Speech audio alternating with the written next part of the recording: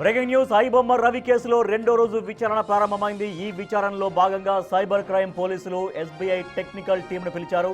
SBI time life insurance పోర్టల్కు iBomma link కావడంతో cyber crime పోలీసులు ఎస్బీఐ టెక్నికల్ టీంను పిలిపించారు. ఎస్బీఐ టీం నుంచి పోలీసులు వివరాలు సేకరిస్తున్నారు. పోర్టల్ నుంచి ఐబొమ్మ లింకును తొలగించే అంశంపై టెక్నికల్ సపోర్టును పరిశీలిస్తున్నారు.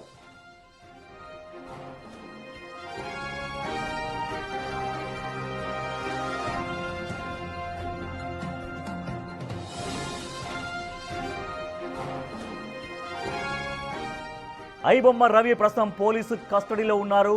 5 రోజుల కస్టడీలో భాగంగా నిన్న విచారణ కంప్లీట్ అయింది. ఇవాళ ఆల్రెడీ విచారణ కొనసాగుతోంది. ఐబొమ్మ రవి కేసులో ఇవాళ రెండవ రోజు విచారణ ప్రారంభమైంది. ఈ విచారణలో భాగంగా సైబర్ క్రైమ్ పోలీసులు ఎస్బీఐ టెక్నికల్ టీంను పిలిపించారు. ఎస్బీఐ టర్మ్ లైఫ్ ఇన్సూరెన్స్ పోర్టల్కు ఐబొమ్మ లింక్ అయి ఉంది. ఇట్లా లింక్ కావడంతో సైబర్ క్రైమ్ పోలీసులు ఎస్బీఐ టెక్నికల్ టీంను పిలిచారు. ఎస్బీఐ టీం నుంచి పోలీసులు వివరాలు సేకరిస్తున్నారు.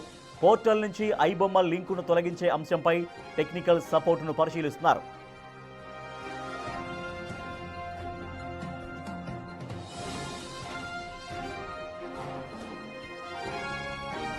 రైట్, 5 రోజుల పోలీస్ కస్టడీలో భాగంగా ఐబొమ్మ రవిని ఇవాళ రెండవ రోజు విచారిస్తున్నారు. అయితే ఐబొమ్మ లింక్ అనేది ఎస్బీఐకి సంబంధించినటువంటి పోర్టల్కి ఎట్లా లింక్ అయింది అనే దానిపైన ఎస్బీఐ టెక్నికల్ టీంను పిలిపించారు పోలీసులు. మరింత సమాచారాన్ని మా ప్రతినిధి సురేష్ అందిస్తారు. సురేష్, రెండవ రోజు విచారణలో ఏం తెలుస్తోంది? ఐబొమ్మ లింక్ అనేది అసలు ఎస్బీఐ టర్మ్ లైఫ్ ఇన్సూరెన్స్ దానికి ఎట్లా లింక్ అయింది? ఎప్పటి నుంచి ఈ లింకు కొనసాగుతున్నట్టుగా పోలీసులు గుర్తించారు? అంటే ఐబొమ్మకు సంబంధించి వెబ్సైట్లు చాలానే క్రియేట్ చేసినట్టు పోలీసులు గుర్తించడం జరిగింది. ఎస్బీఐ ఇన్సూరెన్స్కి సంబంధించి పోర్టల్ ఓపెన్ చేస్తే కూడా ఐబొమ్మకు సంబంధించిన పైరసీ సినిమాలు వస్తున్నాయని చెప్పేసి ఫిర్యాదులు రావడంతో దీనికి సంబంధించి కూడా దానికి ఏమైనా లింక్ ఉందా అనే కోణంలో పోలీసులు ఆరా తీస్తున్నారు. ఇప్పటికే దాదాపు అంటే ఐబొమ్మతో పాటు అనేక వెబ్సైట్లు అనుబంధంగా తయారు చేసి డిజైన్ చేసి పెట్టుకున్నట్టు పోలీసులు గుర్తించడం జరిగింది. ఒక వెబ్సైట్ డౌన్ అయితే మళ్ళీ ఇంకో వెబ్సైట్ యాక్టివ్ చేసుకునే విధంగా రవి ఏర్పాటు చేసుకున్నట్టు పోలీసులు గుర్తించారు. అయితే రవిని రెండో రోజు కస్టడీలో విచారిస్తున్నారు. రవి ఒంటరిగానే ఉంటున్నాడు. అతనికి సంబంధించి భార్య కూడా దూరంగా ఉంటుంది కాబట్టి అతను డబ్బులు సంపాదించాలనే ముఖ్య ఉద్దేశంతోనే ఐబొమ్మను ఏర్పాటు చేసుకొని పైరసీలకు పాల్పడుతున్నట్టు గుర్తించారు. ఇప్పటి వరకు 4 అకౌంట్లనే 20 కోట్లకు సంబంధించిన ఆర్థిక లావాదేవీలు గుర్తించడం జరిగింది. ఇంకా 33 అకౌంట్లకు సంబంధించి బ్యాంకులకు లెటర్లు రాయడం జరిగింది. ఇక రవి ఏదైతే ఇతర పేరుతో ప్రహ్లాద్ అనే పేరుతోని ఆర్సీ తీసుకోవడం, లైసెన్స్ తీసుకోవడం, కొన్ని డాక్యుమెంట్లు, అదేవిధంగా బ్యాంక్ అకౌంట్లు ఓపెన్ చేయడం, ఇవన్నీ కూడా ఓపెన్ చేశాడని చెప్పేసి కూడా పోలీసులు గుర్తించడం జరిగింది. ప్రహ్లాద్ పేరుతో ఉన్నటువంటి బ్యాంక్ అకౌంట్లకు సంబంధించిన వివరాలు కూడా ఆరా తీస్తున్నారు. మొత్తం బ్యాంక్ అకౌంట్లతో పాటు ఇటు రిజర్వ్ బ్యాంకు కూడా లెటర్ రాయడం జరిగింది.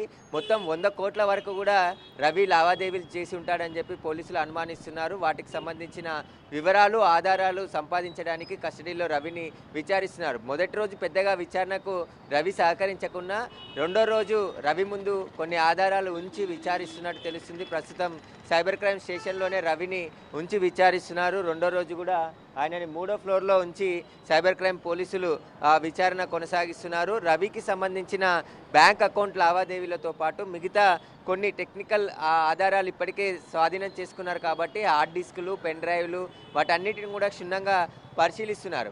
అసలు ఐబొమ్మ రవి గత 5 సంవత్సరాలుగా విదేశాలకు తిరుగుతూ ఉన్నాడు. నెలకు ఒక కంట్రీ తిరుగుతూ మొత్తం విదేశాల పర్యటన చేస్తున్నట్టు కూడా పోలీసులు గుర్తించారు. నెదర్లాండ్ కావచ్చు, స్విట్జర్లాండ్లో కొన్ని సర్వర్లు ఏవైతే ఉంటాయో మెయిన్ హోమ్ సర్వర్లకు సంబంధించిన హ్యాండిల్స్ అన్నీ అక్కడే పెట్టి విదేశాలకు సంబంధించిన వ్యక్తులే తన పార్ట్నర్లుగా ఉన్నారని చెప్పేసి కూడా పోలీసులకి ఐబొమ్మ రవి చెప్పినట్టు తెలుస్తుంది. ఇక కుటుంబ సభ్యులతో కానీ బంధువులతో కానీ ఎవరితోనూ కూడా రవి టచ్లో లేనట్టు పోలీసులు గుర్తించారు. అతని సెల్ ఫోన్ డేటా కావచ్చు, వాట్సాప్ చాటింగ్స్ అవన్నిటిని కూడా కేవలం డెలివరీ బాయ్స్కి సంబంధించిన కాల్ డీటెయిల్స్ మాత్రమే హైదరాబాద్కి వచ్చినప్పుడు రవికి సంబంధించి ఉన్నాయి తప్ప ఎవరితోనూ కూడా ఆయన కాంటాక్ట్లో లేడు, ఒంటరిగానే ఉంటున్నట్టు కూడా పోలీసులు. సురేష్, అయితే ఇప్పుడు ఎస్బీఐ టర్మ్ లైఫ్ ఇన్సూరెన్స్ పోర్టల్కి ఐబొమ్మ లింక్ కావడం పట్ల ఎస్బీఐ వాళ్ళు ఏమంటున్నారు? అధికారులు కావచ్చు, వాళ్ళు ఏమంటున్నారు? ఒకటైతే, ఇంకోటి ప్రహ్లాద్ ఎవరు? ప్రహ్లాద్ పేరు పైన పాన్ కార్డు కావచ్చు, మరికొన్ని బ్యాంక్ అకౌంట్ సంబంధించినటువంటి ఇవన్నీ కూడా ప్రహ్లాద్ పేరు మీద తీసుకున్నారు, ఆర్సీలు అవన్నీ కూడా. అసలు ప్రహ్లాద్ ఎవరు అనేది తెలుస్తోంది. వెరిఫై చేస్తున్నారు. అది ఇంకా కన్ఫామ్గా పోలీసు వాళ్ళు చెప్పలేదు అసలు ఏం జరిగింది దానికి సంబంధించి.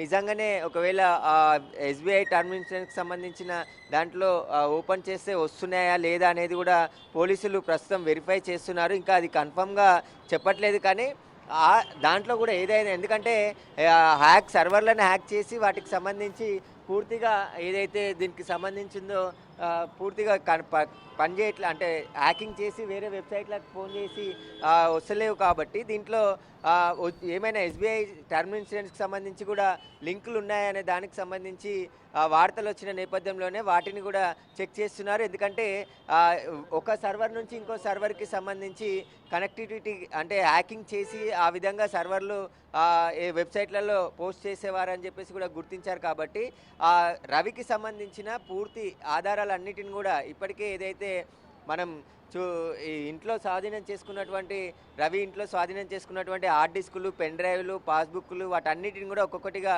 వెరిఫై చేస్తున్నారు. రవికి సంబంధించిన బొప్పం టీవీ కావచ్చు, ఐబొమ్మ కావచ్చు, రవితోనే వాటిని డిలీట్ చేయించడం జరిగింది. ఎందుకంటే పాస్వర్డ్లు, యూజర్ ఐడీలు అన్నీ కూడా రవికే తెలుసు కాబట్టి రవితోనే వాటిని క్లోజ్ చేయించారు. కాబట్టి ఇంకా మిగతా ఎన్ని వెబ్సైట్లు ఉన్నాయి, రవికి ఎవరెవరు సహకరించారు, రవి అకౌంట్ లావాదేవీలు ఎన్ని జరిగాయి, పూర్తిగా రవి ఆస్తులు కూడా భారీగా హైదరాబాద్లో కొనుగోలు చేసినట్టు పోలీసులు గుర్తించడం జరిగింది. ఆ ఆస్తులు ఎక్కడెక్కడ కొనుగోలు చేశాడు, ఎవరి పేరుపై కొనుగోలు చేశాడు, వాటన్నిటిని కూడా పరిశీలిస్తున్నారు. కాబట్టి ప్రస్తుతం పోలీసులు లోతుగా దర్యాప్తు చేస్తున్నారు. 5 రోజుల కస్టడీకి అనుమతి ఇచ్చారు. కాబట్టి మొదటి రోజు విచారణకు సహకరించకుండా రెండో రోజు రవిని వీలైనంత సమాచారం రాబట్టేందుకు పోలీసులు ప్రయత్నిస్తున్నారు. ఆయనకు సంబంధించి, ఎందుకంటే ఒక ఐబొమ్మతోనే ఆగిపోదు, పైరసీ అనేది అనేక రకాలుగా ఉంది. కాబట్టి అందరినీ కూడా కట్టడి చేయాలంటే ఐబొమ్మ రవి ఇచ్చే సమాచారం కూడా చాలా కీలకంగా ఉండబోతుంది. సైబర్ క్రైమ్ దగ్గర ఉన్నటువంటి టెక్నికల్ టీంతో పాటు ఎక్స్పర్ట్స్, సైబర్ క్రైమ్ ఎక్స్పర్ట్స్ కూడా చాలామంది ఉన్నారు. అసలు ఈ వెబ్సైట్లకు సంబంధించి ఏ విధంగా పైరసీకి చేస్తున్నారు, పైరసీ నుంచి ఎలా కొనుగోలు చేశారు, రవి ఐబొమ్మలో మాత్రమే పోస్ట్ చేస్తున్నాడు. కాబట్టి రవికి ఎవరెవరు ఈ సినిమాలు పైరసీ చేసి ఇచ్చారు, వాటికి సంబంధించిన వివరాలన్నీ కూడా ఆరా తీస్తున్నారు. ప్రస్తుతం రవిని 3వ ఫ్లోర్లో సైబర్ క్రైమ్ పోలీస్ స్టేషన్లో విచారిస్తున్నారు. ప్రస్తుతం ఆయనకు సంబంధించిన మొత్తం హార్డ్ డిస్కులు, ఇంట్లో పెద్ద ఎత్తున హార్డ్ డిస్కులతో పాటు కొన్ని బ్యాంక్ పాస్బుక్లు, అదేవిధంగా ఏటీఎం కార్డులు, డెబిట్ కార్డులు, ఇతర పేర్లపై ఉన్నటువంటి బ్యాంక్ పాస్బుక్లు కూడా రవి ఇంట్లో స్వాధీనం చేసుకున్నారు. కాబట్టి వీటన్నిటిని కూడా పరిశీలిస్తున్నారు.